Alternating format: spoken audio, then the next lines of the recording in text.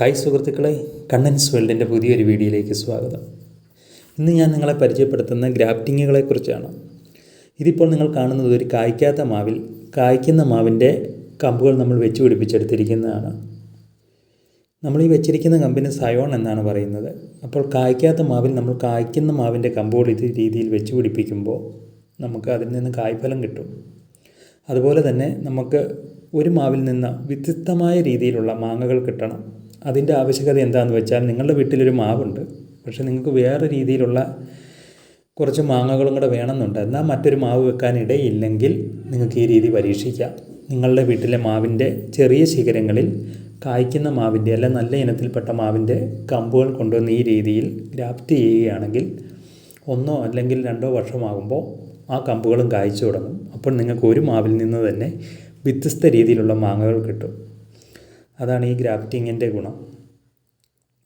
അതുപോലെ തന്നെ ഈ ചാമ്പ നമ്മളുടെ നാടൻ ചാമ്പയാണ്. ഇതിൽ ഞാൻ വ്യത്യസ്ത രീതിയിലുള്ള പനിനീർ ചാമ്പ, ബാലിച്ചാമ്പ, അതുപോലെയുള്ള വ്യത്യസ്ത രീതിയിലുള്ള കുറേ ചാമ്പകളുടെ സയോണുകൾ വെച്ച് പിടിപ്പിച്ചിട്ടുണ്ട്.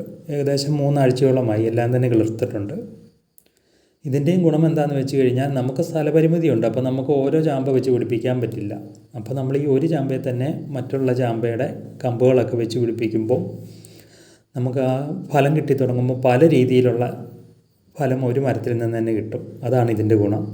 ഇത് നമുക്ക് ഈ മരങ്ങളിൽ മാത്രമല്ല, ചെടികളിലുമൊക്കെ ചെയ്യാം. ചെമ്പരത്തി, ചെത്തി, അഡീനിയം, അതുപോലെയുള്ള എല്ലാ ചെടികളിലും നമുക്കിത് ചെയ്തു നോക്കാം. അപ്പോൾ ആ ഒരു ചെടിയിൽ തന്നെ വ്യത്യസ്തമായ പൂക്കൾ നമുക്ക് കാണാൻ സാധിക്കും. ഇതുപോലെയുള്ള നല്ല നല്ല വീഡിയോയ്ക്കായി നമ്മളുടെ ഈ ചാനലൊന്ന് സബ്സ്ക്രൈബ് ചെയ്യുക, ലൈക്ക് ചെയ്യുക, അതുപോലെ തന്നെ നിങ്ങളുടെ കൂട്ടുകാർക്കൊന്ന് ഷെയർ ചെയ്ത് കൊടുക്കുക. ഇനി നിങ്ങൾക്കും ഇങ്ങനെ ഒരു ഗ്രാഫ്റ്റ് ചെയ്യണമെന്നുണ്ടെങ്കിൽ അടുത്ത ദിവസം നമ്മളിടുന്ന വീഡിയോ ഒന്ന് കണ്ടാൽ മതി. അതിൽ വ്യക്തമായിട്ട് നമ്മൾ ഗ്രാഫ്റ്റ് ചെയ്യുന്ന രീതിയും എങ്ങനെ നിങ്ങൾക്കും അത് വിജയിപ്പിച്ചെടുക്കാം എന്നതിനെക്കുറിച്ച് കൃത്യമായ രീതിയിൽ പറഞ്ഞു തരാം. അതുപോലെ തന്നെ വ്യത്യസ്തമായ രീതിയിൽ ഗ്രാഫ്റ്റ് ചെയ്യാം. ഒരു രീതിയൊന്നുമല്ല. ഇപ്പം ഞാൻ നിങ്ങളെ കാണിച്ചത് ബാർക്ക് ഗ്രാഫ്റ്റിങ്ങും വി ഗ്രാഫ്റ്റിങ്ങുമാണ്. ഇതല്ലാതെ ഒത്തിരി രീതിയിലുള്ള ഗ്രാഫ്റ്റിങ്ങുകളുണ്ട്. ഇതെല്ലാം നമ്മളുടെ ചാനലിലൂടെ വ്യക്തമായി പറഞ്ഞു തരാം. അപ്പം പുതിയൊരു വീഡിയോ വരുന്നോടം വരെ എല്ലാവർക്കും നമസ്കാരം.